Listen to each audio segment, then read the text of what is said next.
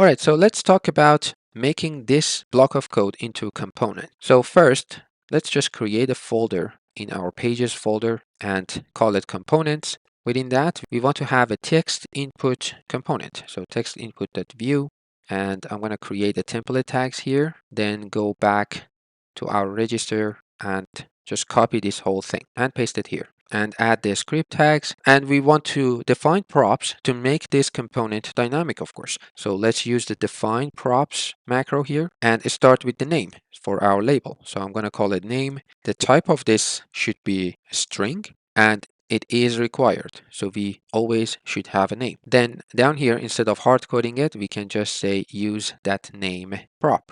So next, we want to make this type dynamic as well. So we want to call it type, and the type of that type should be string as well. And I want to set the default for this type attribute or prop to text. So if I don't provide it, it would automatically be text. So I can make this dynamic, and instead of text, I want to say type. Now we will get to the V model in a second, but for this error message, we just want to create a message. So let's just say message, and up here, we would say message of type string. So this one is simple and it is not required. That's why I'm just coding it like this. And I actually have a class of error for this error message. And remember, I mentioned in the previous video, ideally we want to make this conditional using an if. So we can say if the message has a value, then show this element, otherwise just don't render it. Now we also want to make this vModel dynamic, but we cannot define it as a prop. So if we go to Vue.js documentation for a moment, under component vModel, they mentioned that starting in Vue 3.4, so we are using the latest version and that's where we are. The recommended approach to use vModel as a prop is to use the define model macro.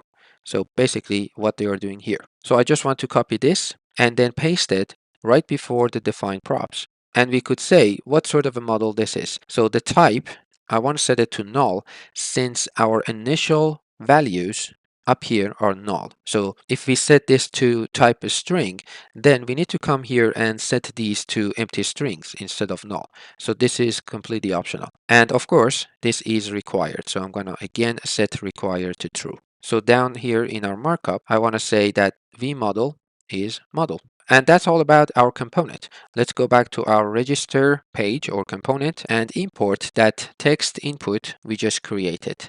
And in fact, we could move this component outside the pages folder since this is not something that we want to render. This is part of another page. But for now, it's fine. I'm just going to leave it inside the pages folder. Now we want to replace these with that custom component we just made. So I want to say text input and then provide the props. So we said we need a name, and the first one is going to be name. Then we need the v model. So it would be form.name. And then the message. So since our message is going to be dynamic, I'm going to bind it to this form errors, then the name of that field, which is name. So just to see if this is correct, I want to go to our website and to the register page. Now we have our component here, which is this name field. So I can get rid of all of this except the last div and then copy this, paste it 3 more times and change this one to email, and the v model should be email, the error as well.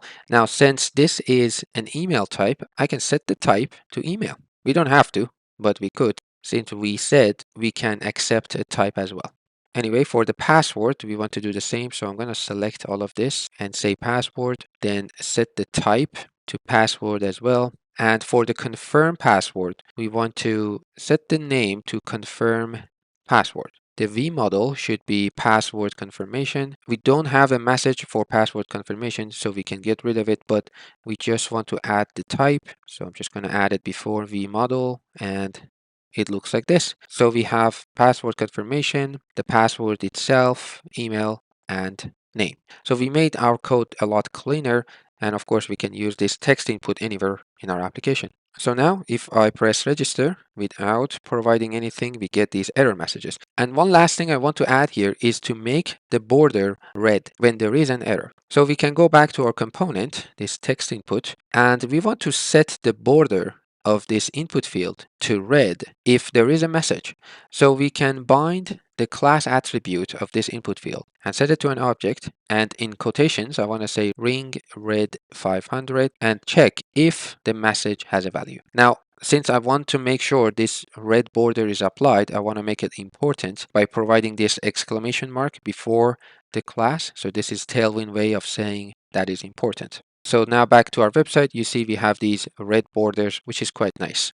All right, let's actually register a new user, see if this works. So with new information, press register, and there we go. So we are back to the home page, and if we take a look at our database, we have 3 users now. So that is about this video, guys, and in the next one we want to create our login functionality.